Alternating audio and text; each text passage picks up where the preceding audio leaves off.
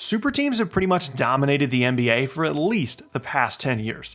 7 of the last 10 title winners have made some kind of massive move in free agency or with a big trade to put together a group of stars that the team was largely built around. Wherever you decide to trace the origins of this back to, whether it be LeBron Heatles, the KG Celtics, or even further back than that, there was no doubt that if you wanted a great chance to win a title, you needed a few of the best players in the league all on one team. However, the league has started to shift away from this model with a lot of different teams around the league, some of the most exciting, some of the best teams, mostly being built around homegrown talent, which could be signaling the end of the super team era as we know it. Back in 2019, these 3 teams all made some massive moves to create some of the greatest super teams that the league had ever seen. And for the Nets and Clippers specifically, there were all these little moves that led to them becoming this big free agency destination. They developed their players properly. They built the correct culture, and I myself was a huge fan of these moves as well. And at the time, this was thought to be the best modern team building strategy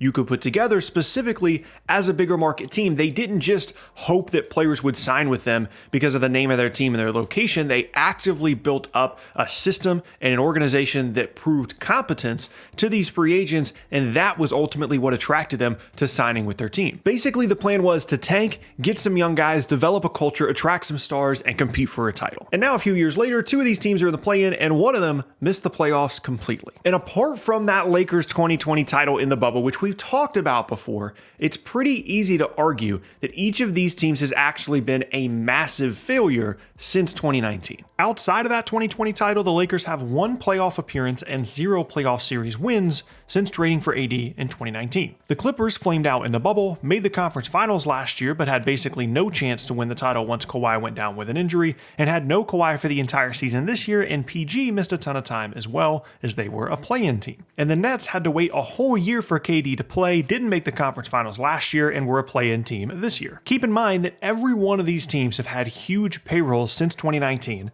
All 3 have fired a coach, owe a total of 12 future first-round picks to various teams, and have basically 0 young players to help build around for the future should things continue to go downhill, and that's pretty much the worst-case scenario. And other teams around the league are starting to take notice. Kevin Arnovitz of ESPN recently put in an article that a league executive told him, quote, "Assembling a super team is something very, very few organizations can do. And we're seeing that even fewer can pull it off because superstars aren't enough. It has to be the right superstars in the right culture." And of course, what they're referring to is the Lakers in 2018 signing LeBron James, and then in 2019 trading basically everything to get Anthony Davis. The Clippers trading basically everything in 2019 to get Paul George so that they could sign Kawhi Leonard, and the Nets trading D'Angelo Russell in exchange for Kevin Durant so that they could have the cap space to sign Kyrie Irving, and then ultimately everything that happened since with James Harden and Ben Simmons. And so given the failure of these teams, it's worth asking if this strategy that everybody was so excited about at the time for building a team is actually the correct one to utilize moving forward. And honestly, the NBA might be telling us the answer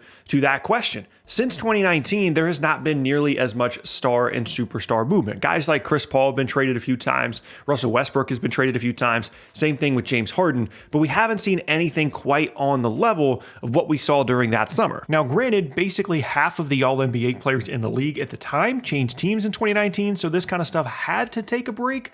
But the league itself has really started to shift towards a less super team-centric team-building model. And when you look at the standings for this season, these quote-unquote super teams are pretty far down the list. Last year, the Bucks won the title behind Giannis, who they drafted, Chris Middleton, who they got as a throw-in in a trade, and Drew Holiday, who was a big trade, but not necessarily a superstar that created a super team. The Suns made the finals last year and are the best team in the league this year, and they're mostly a homegrown team as well, with the exception of the Paul trade and some other minor free agents they brought in. The Grizzlies are the 2 seed, who have basically just drafted and developed a team of 13 or 14 guys that are all very good NBA players. The Celtics are also the 2 seed, and after years of trying to put together a super team of their own, they've finally settled on a group that's mostly guys that they brought in the draft or in minor trades. And even a team like Miami that brought in Jimmy Butler and Kyle Lowry, they wouldn't be where they are without having Bam Adebayo and Tyler Hero. So not only are these super teams not nearly as successful as they would have hoped to be, but the league is also currently dominated by teams that are not employing this as their primary team building strategy. So obviously,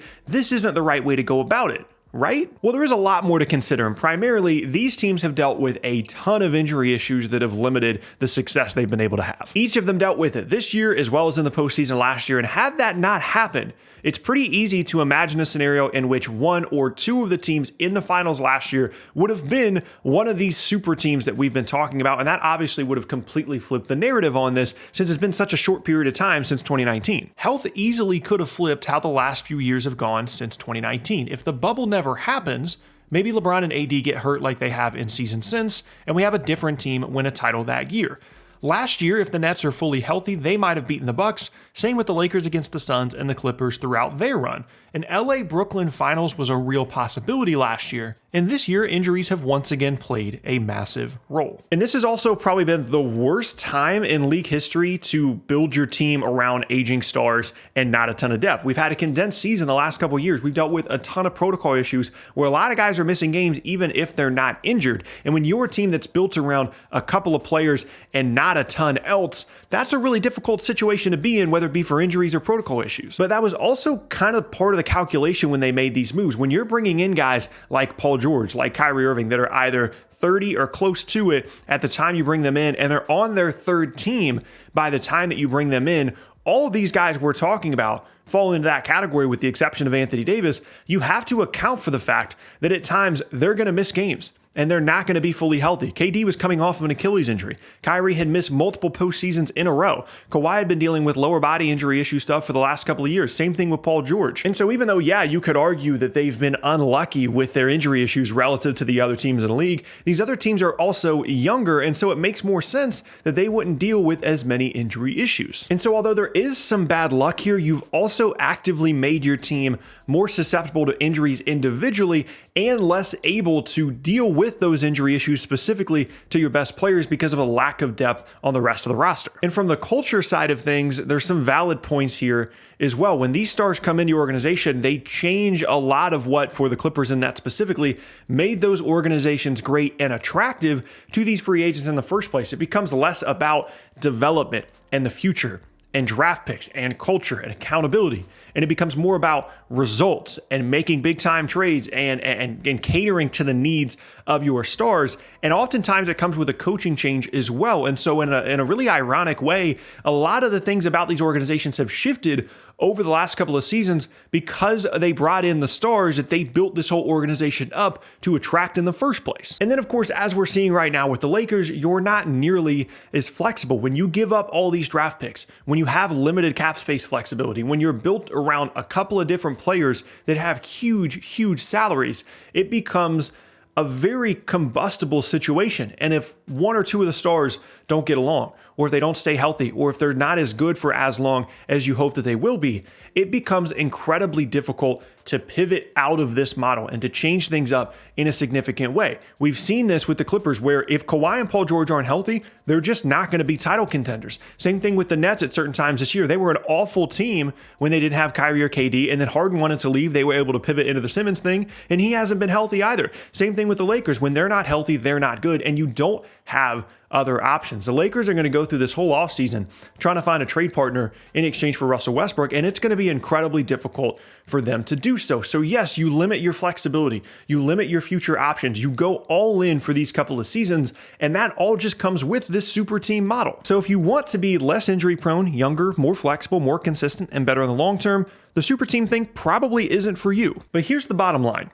The goal is to win the title, and it's hard to argue that if these teams had said no to the super team thing in 2019, if the Lakers had said no to the Anthony Davis trade, if the Clippers had never brought in Paul George and Kawhi, if the Nets had never brought in KD and Kyrie, it's hard to argue that each of those teams with the Lonzo Ball Lakers and the SGA Clippers and the D'Lo Nets, that they would have been in a better position to compete for a title over the last couple of seasons than they have been. In the Lakers case, they actually won the title. The goal isn't to be the 8th best team in the league over a 10-year span. The goal is to be the best team in the league at least once in a 4 to 5 year period. And again, in the Lakers case, they were successful. And so in the long term, and in terms of consistency, it makes way more sense, especially if you're a smaller market team, to not do the super team thing and continue to run it back in a way that the Grizzlies have. But if you're a bigger market team that has the ability to attract these stars and your goal is to compete for a title, it's still the best option. And not only that, but I think this is far from over.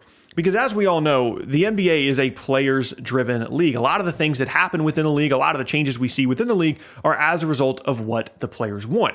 And I don't think that this next generation of players is suddenly going to decide that they don't want to play together. It's something they've grown accustomed to growing up, whether it be bouncing around to different AAU teams, whether it be bouncing around to different high school teams, whether it be bouncing around to different college teams. They've all gotten very accustomed to the ability to team up with guys that they want to play with. And I don't think that that's going to change. This isn't just an organizational thing based off how you want to build your team. It's not just a team-based decision. It's based off what the players want to do as well. And if Donovan Mitchell and some other player decide that they want to go to New York and they want to play for the Knicks are going to find a way to make that happen. So I don't think by any stretch of the imagination, even if you consider these teams a failure, which I honestly think is kind of a stretch, I don't think this thing is over by any means.